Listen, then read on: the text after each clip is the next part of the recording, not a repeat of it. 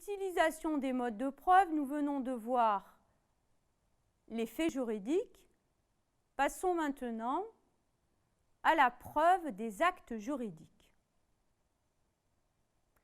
Nous allons reprendre notre classification des actes juridiques que nous avions vus précédemment en actes juridiques civils, commerciaux et mixtes.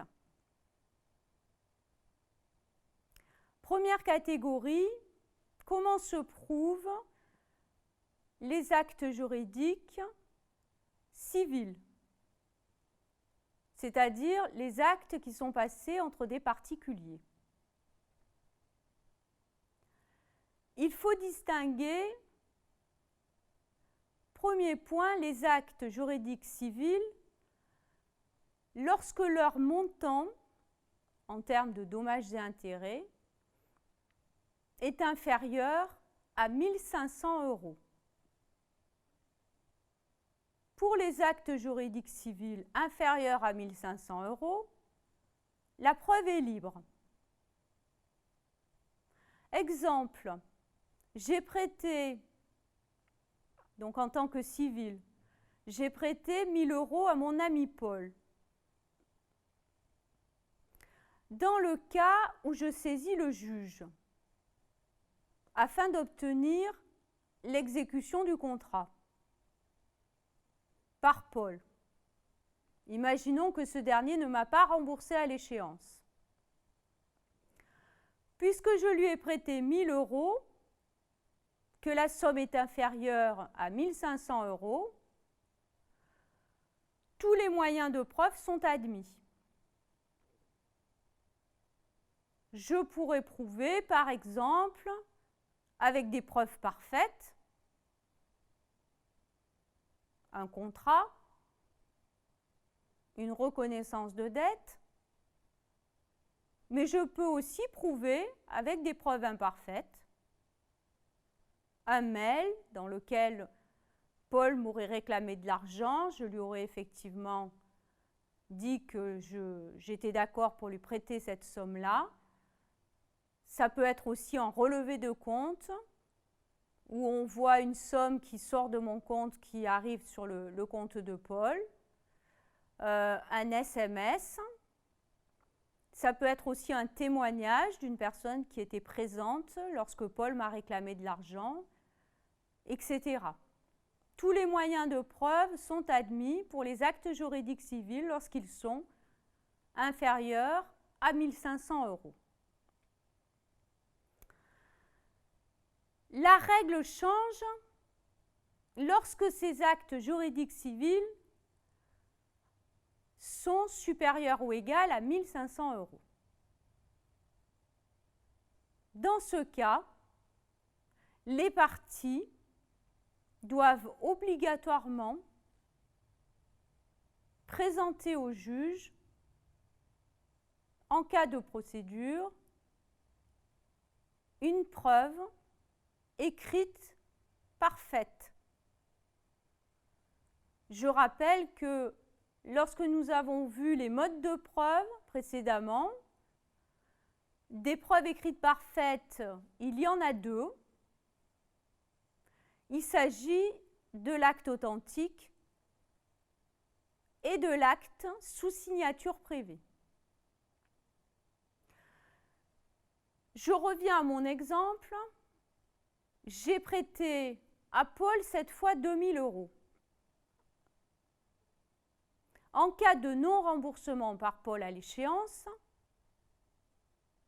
je devrais fournir au juge, si je veux faire une procédure, obligatoirement, je devrais fournir au juge une preuve écrite parfaite.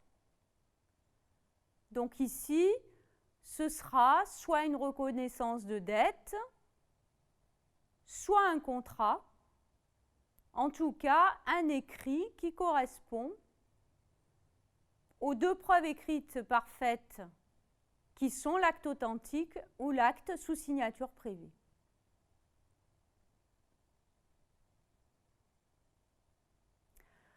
une remarque. Lorsque l'écrit est électronique, il a la même force probante que l'écrit sur support papier. Donc un contrat électronique a la même efficacité qu'un écrit sur support papier à deux conditions. La première condition, c'est qu'on doit pouvoir identifier l'auteur du document.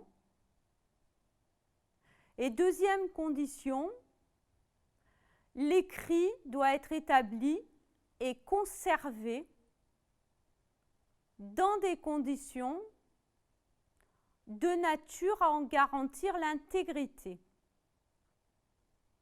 Actuellement, les contrats passés par messagerie électronique répondent à ces critères-là.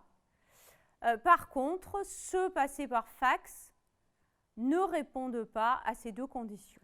Nous venons de voir que les actes juridiques civils, lorsqu'ils sont supérieurs ou égaux à 1 500 €, doivent se prouver par une preuve écrite parfaite. Ça, c'est le principe. Mais il y a des exceptions. La première exception concerne l'impossibilité morale. En effet, lorsque les contrats, donc les actes juridiques, sont passés entre des parents proches, exemple, une mère prête de l'argent à son fils. Dans ce cas, le contrat est moral, il est oral, et c'est rarissime que les parties s'aménagent une preuve écrite. Dans ce cas-là, que l'on appelle l'impossibilité morale, le juge peut accepter un commencement de preuve par écrit, c'est-à-dire une preuve écrite imparfaite, comme par exemple une lettre, un email ou un SMS, un relevé de compte, une preuve écrite qui est imparfaite, soit, mais qui peut effectivement convaincre le juge de la nécessité d'ouvrir une procédure.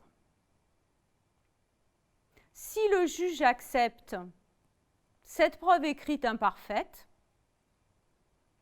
alors les parties pourront prouver par tout moyen de preuve, ce qui pourra être très pratique dans ces situations-là, puisque là, on pourra avoir des témoins qui pourront apporter des éléments de preuve à partir de ces types de contrats. Première exception, l'impossibilité morale. Deuxième type d'exception, l'impossibilité lorsque cette fois, elle est matérielle. Ici, les pièces ont été détruites, le contrat a été détruit, l'acte a été détruit, soit parce qu'il y a eu vol, je me suis fait voler mon sac à main par exemple, dans lequel j'avais le contrat, soit il y a eu un incendie chez moi et les pièces ont été détruites. Le raisonnement est identique que pour l'impossibilité morale. Le juge peut accepter un commencement de preuve par écrit, une preuve écrite imparfaite.